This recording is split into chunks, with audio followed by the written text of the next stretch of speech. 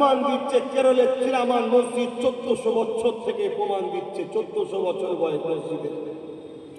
রাজা চিরামান, আল্লাহ নবী যখন চাঁদকে দুটুকরো করলেন, ইতিহাস তো জানেন, রাজা চিরামান কেরলে বসে আছে, এই দৃশ্য থেকে ঘাবড়ে গেলেন। পরে কেরল থেকে যখন, আরব থেকে যখন ব্যবসার জন্য হিন্দুস্তানের কেরলে আসলো, রাজা চিরামান জানতে চাইল যে তোমরা তো আসমানি কিতাবের খোঁজ রাখো, বলতে পারবে অমুক তারিখে অমুক দিন চাঁদ দুটুকরো হয়েছিল? আল্লাহ নবী সাহাবী বললেন, ওটা আমার নবী পাককে করেছিলেন। কেন? এক জাদুকর আমার নবীকে পরীক্ষা করতে চেয়েছিল। জাদু আসমানে হয় না, জমিনে হয়। জাদু হলো ধোঁকা। জাদু মানুষের চোখের পর্দার উপরে ধোঁকা দেয়, জাদু মানুষকে প্রতারণা করে।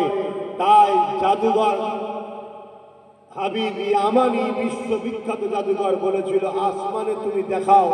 আমার নবী চাঁদকে দুটুকরো করে দেখিয়ে দিয়েছিল। মোহাম্মদ জাদুঘর নয়, মোহাম্মদ হলো চাঁদেরও নবী। জোরে বলুন সুবহানাল্লাহ। তাই রাজা চিরামানের কথা শুনে সে সঙ্গে সঙ্গে খবর নিয়ে আমার মক্কায় গিয়ে আমার রাসূলুল্লাহর হাতে হাত দিয়ে ঈমানের কলেমা পড়ে মুসলমান হয়েছিল। জোরে বলুন সুবহানাল্লাহ। সেই রাজা চিরামান একটা মসজিদ বানিয়েছে, মসজিদটার নাম দিয়েছে মসজিদে চিরামান। সেই মসজিদ এখনো দাঁড়িয়ে আছে। তাহলে কাল যদি এই মসজিদকে কেউ মিটিয়ে দিতে চায়, সে জালিম না জালিম নয়? সে ইসলামের দুশমন না দুশমন নয়? এখান থেকে বলার অধিক দরকার আছে না না? আজকে কেন্দ্র সরকার ওয়াকাফ কালা কানুন করে ওয়াকাফকে মিটাতে চাইছে না চাইছে? তাহলে মোদি কেন্দ্র সরকার ইসলামের বন্ধু না দুশমন? জোরে বলো। তাহলে ওর বিরুদ্ধে এই নবিয়ানা মেম্বার থেকে নবীর উম্মতদের জানানো উলামাদের দায়িত্ব আছে না আছে?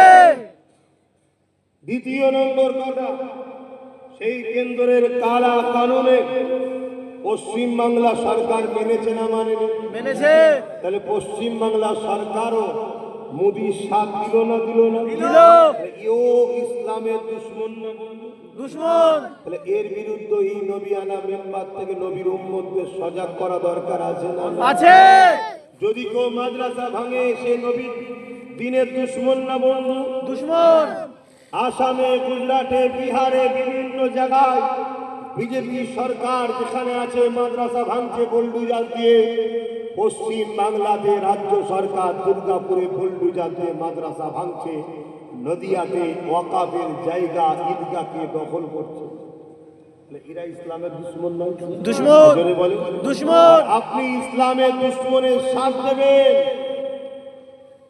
আপনি কি ইসলামের বন্ধু থাকতে পারবেন? না। তাহলে ইসলামের দুশমন আপনারা হতে চান না?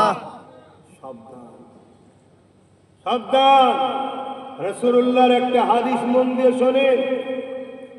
আল্লাহ নবী বলছেন, মুসলিম শরীফ মিশকাত শরীফের হাদিস, কোন মুসলমান যদি জালিমকে শক্তিশালী করার জন্য সাথ দেয়, কোন মুসলমান যদি জালিমকে শক্তিশালী করার জন্য সাথ দেয়, ওই মুসলমান ইসলাম থেকে বেরিয়ে যাবে। যে ইসলাম থেকে বেরিয়ে যায় তার ঈমান থাকবে না। তাহলে কেন্দ্র সরকার, রাজ্য সরকার, এরা ওয়াকাফের দুশমন, এরা জালিম না জালিম না? জালিম। হাত তুলে সাক্ষী দিয়ে বলুন, জালিম না জালিম না?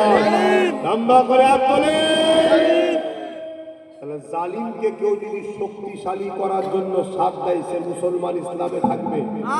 আর যে ইসলামে থাকবে না তার ঈমান থাকবে না।